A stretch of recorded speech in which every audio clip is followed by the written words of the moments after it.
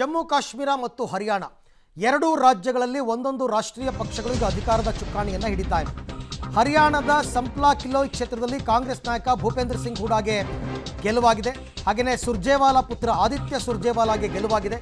8183 ಮತಗಳ ಅಂತರದಿಂದ ಆದಿತ್ಯ ಸುರ್ಜೇವಾಲಾ ಗೆದ್ದಿದ್ದಾರೆ. ಸುರ್ಜೇವಾಲಾ ಅವರ ಪುತ್ರ ಕಾಂಗ್ರೆಸ್ನ ಭೂಪೇಂದ್ರ ಸಿಂಗ್ ಹೂಡಾಗೆ ಗೆಲುವಾಗಿದೆ. ಒಂದೊಂದೇ ಈಗ ನೋಡಿ ರಿಸಲ್ಟ್ ಬರೋದಕ್ಕೆ ಶುರುವಾಗುತ್ತೆ. ಇನ್ಮೇಲೆ ಇಲ್ಲಿ ತನಕ ನಾವು ಮುನ್ನಡೆ ಅಂತ ಹೇಳ್ತಾ ಇದ್ವಿ. ಈಗ ಎಲ್ಲ ರೌಂಡ್ಸ್ ಅಂದರೆ ಮತ ಎಣಿಕೆಯ ರೌಂಡ್ಸ್ ಎಲ್ಲ ಮುಗಿದಿರೋದ್ರಿಂದ ಇನ್ನು ಮುಂದಕ್ಕೆ ಒಂದೊಂದೇ ರಿಸಲ್ಟ್ಗಳು ಬರೋದಕ್ಕೆ ಶುರುವಾಗುತ್ತೆ. ಸೊ ಹಾಗಾಗಿ ಇವಾಗ ಒಂದು ಕಡೆ ಹರಿಯಾಣದಲ್ಲಿ BJP ಅಧಿಕಾರವನ್ನು ಹಿಡಿಯುವತ್ತ ದಾಪುಗಾಲಾಗ್ತಾ ಇದೆ. BJPಯಲ್ಲಿ ದೆಹಲಿಯಲ್ಲಿ ಸಂಜೆ BJPಯ ವಿಜಯೋತ್ಸವ ಇದೆ. ಸಂಜೆ 7 ಗಂಟೆಗೆ BJP ಕಚೇರಿಗೆ ಪ್ರಧಾನಿ ಮೋದಿಯವರು ಇವತ್ತು ಬರ್ತಾ ಇದ್ದಾರೆ. ಕಾರ್ಯಕರ್ತರನ್ನು ಉದ್ದೇಶಿಸಿ ಭಾಷಣವನ್ನು ಮಾಡಲಿದ್ದಾರೆ ಪ್ರಧಾನಿ ನರೇಂದ್ರ ಮೋದಿ.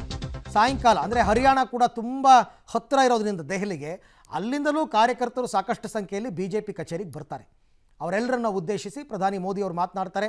ಸಹಜವಾಗಿ ಅವರಿಗೆ ಅಮಿತ್ ಶಾ, ನಡ್ಡಾ ಇವರೆಲ್ಲ ಸಾಥ್ ನೀಡ್ತಾರೆ. ಈ ಬಗ್ಗೆ ಮತ್ತಷ್ಟು ಮಾಹಿತಿ ನನ್ನ ಕೊಲೀಗ್ ಶಬೀರ್ ಅವರಿಂದ ಪಡ್ಕೋತೀನಿ. ಶಬೀರ್, ಈಗ BJPಯ ವಿಜಯೋತ್ಸವ ನವದೆಹಲಿಯಲ್ಲಿ ಹೇಗೆ ಅಂತ? ಪ್ರತಿ ಬಾರಿ ಫಲಿತಾಂಶ ಬಂದ ತಕ್ಷಣ ಸಂಜೆ BJPಯ ಕೇಂದ್ರ ಕಚೇರಿಯಲ್ಲಿ ವಿಜಯೋತ್ಸವ ಕಾರ್ಯಕ್ರಮವನ್ನು ಆಯೋಜನೆ ಮಾಡಲಾಗುತ್ತೆ. ಇಲ್ಲಿ ಪ್ರಧಾನಮಂತ್ರಿ ನರೇಂದ್ರ ಮೋದಿ ಅವರು ಯಾವ ರಾಜ್ಯದಲ್ಲಿ ಚುನಾವಣೆ ನಡೆದಿರುತ್ತೆ, ಈಗ ಹರಿಯಾಣ ಮತ್ತು ಜಮ್ಮು ಕಾಶ್ಮೀರ ಈ ಎರಡೂ ರಾಜ್ಯದ ಚುನಾವಣೆಯ ಕಾರ್ಯಕರ್ತರು ಮತ್ತು ಮತದಾರರಿಗೆ ಧನ್ಯವಾದ ಸಲ್ಲಿಸುವಂಥ ಕೆಲಸವನ್ನು ಮಾಡ್ತಾರೆ. ಸೋಲು ಅಥವಾ ಗೆಲುವು ಯಾವುದೇ ಆಗಿದ್ರೂ ಕೂಡ ಚುನಾವಣೆಯಲ್ಲಿ ಬಹಳಷ್ಟು ಕೆಲಸ ಮಾಡುವಂತಹ ಕಾರ್ಯಕರ್ತರನ್ನ ಪ್ರೋತ್ಸಾಹಿಸುವಂಥದ್ದು ಮತ್ತು ಮತದಾರರಿಗೆ ಒಂದು ಕೃತಜ್ಞತೆ ಸಲ್ಲಿಸುವಂಥ ದೃಷ್ಟಿಯಿಂದ ಈ ಒಂದು ಕಾರ್ಯವನ್ನು ಈ ಹಿಂದಿನಿಂದಲೂ ಕೂಡ ಮಾಡ್ಕೊಂಡು ಬಂದಿದ್ದಾರೆ. ಈಗಲೂ ಕೂಡ ಎರಡೂ ರಾಜ್ಯದ ಫಲಿತಾಂಶಗಳು ಪ್ರಕಟ ಆಗಿರುವಂತಹ ಹಿನ್ನೆಲೆಯಲ್ಲಿ ಇವತ್ತು ಸಂಜೆ 7 ಗಂಟೆಗೆ ದೆಹಲಿಯಲ್ಲಿರುವಂತಹ BJP ಕೇಂದ್ರ ಕಚೇರಿಯಲ್ಲಿ ಈ ತಯಾರಿಗಳನ್ನು ಮಾಡ್ಕೊಳ್ಳಾಗ್ತಾ ಇರುವಂಥದ್ದು.